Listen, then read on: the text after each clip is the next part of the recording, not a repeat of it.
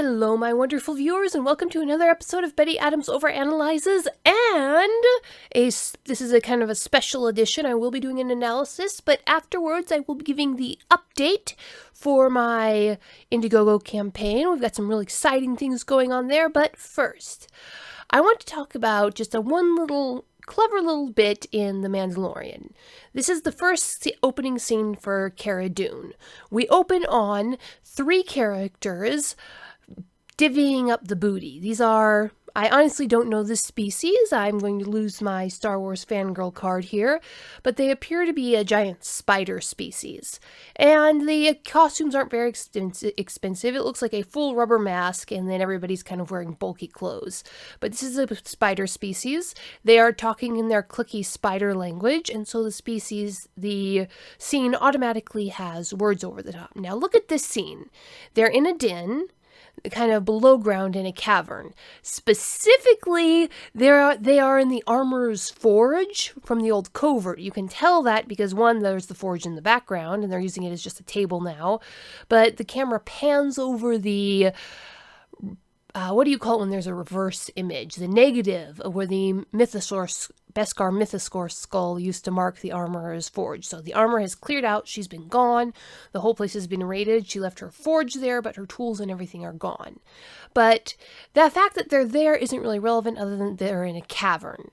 Now, one of the things that I've been really noticing with this series is how they pick and choose elements of popular culture and build series around them. As I mentioned in my spoiler-free video, this scene came directly out of The Hobbit. If you remember correctly, in the scene, the Bilbo Baggins has been sent up to the 3 trolls around the campfire to try and steal something for him and the dwarves to eat. I believe he was supposed to do it was basically a scouting mission, figure out if the people around the fire were friendly or not, and if possible, steal something for them to eat. And Bilbo Baggins decides to steal a coin purse out of one of the trolls' pockets. Well, this is sort of a mirror image of that. The trolls have been out stealing, and they have a pretty decent stock of coins, and they're arguing about how they're going to divvy up the coins. Are they going to do it this way? Are they going to do it that way? Very, very reminiscent of the Bilbo Baggins scene where the trolls are arguing over how they're going to cook and eat the dwarves. So the trolls are arguing over how they're going to cook and eat the dwarves. But in this scene, the spider aliens are arguing over how they're going to divvy up their loot. Then one of the spider aliens grabs the lava otter out of the cage and tries to eat it. Now, the lava otter is basically going to be the proof that Cara Dune is a princess, as she's going to feed it and take it, and it'll follow her home later. But that's neither here nor there. This is just a very interesting scene. I love the way how they overlap certain elements from the Hobbit scene into this scene. You have the 3 big bulky characters that are just about to get their just desserts for eating the cute character that we care about, or wanting to eat the cute character that we care about. And then you have the hero come in and blast them with light. Well, Gandalf used actual sunlight, Cara Dune uses a blaster, and this whole scene is kind of fantastic and indulgent. The marshal, Cara Dune, comes in as one person, takes out all of the spiders, and returns with the treasure. Now, this is kind of what happened, but instead of coming in and bare-knuckle boxing his way through, Gandalf uses the sunlight to trick them and they turn into stone. But again, I think it's just a very clever way that they've taken the inspiration from this scene, the scene that we all know about, the trolls turning to stone. It's one of the most famous scenes of The Hobbit. And then the creators of this show turn it into a different scene that, while completely different, it's not just a copy-paste, it's still an homage to that old scene. And just the kind of the rusty, dirty nature, it somehow managed to give it that same flavor, the trolls around the fire that the scene from The Hobbit had. And so that's just my bit of analysis for today. This was this first scene in this episode of The Mandalorian, The Siege, shows Cara Dune playing the role of Gandalf of all people, and rescuing the little fire otter from the thieves who had been raiding her people.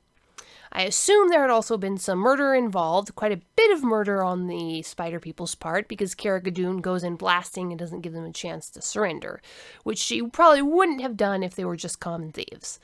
So, what do you think about that? Now, on to the news. For anybody who is interested in the Indiegogo campaign, if you're still waiting for your books, physical books, I have excellent news. The printer got a hold of me and said they've bound the books. So the books are in book shape. There's apparently just some final trimming and stuff to be done.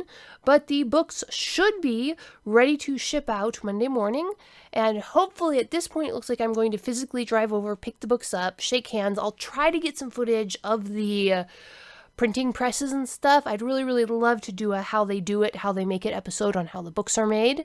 And so hopefully we can look forward to that, but I haven't got permission from the printer yet. So hopefully I'm going to do that.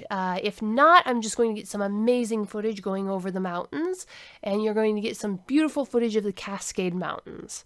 So again, the books have been bound. I'm going to pick them up Monday. Hopefully I will have them mailed out on Tuesday.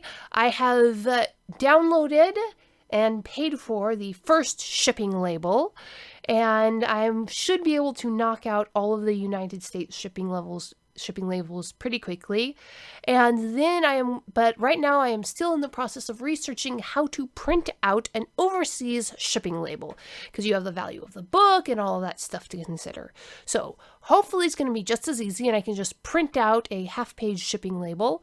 And if that case, I'm just going to print them all out. I'm going to my friend's house, and we're going to hopefully work together on this, and we'll get it all knocked out in a couple hours, and all of the books should be in the mailbox on Tuesday, ready to ship out. I hope you all have a wonderful Thanksgiving.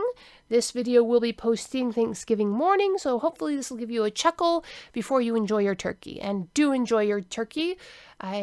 Stay safe, and peace out, my wonderful viewers.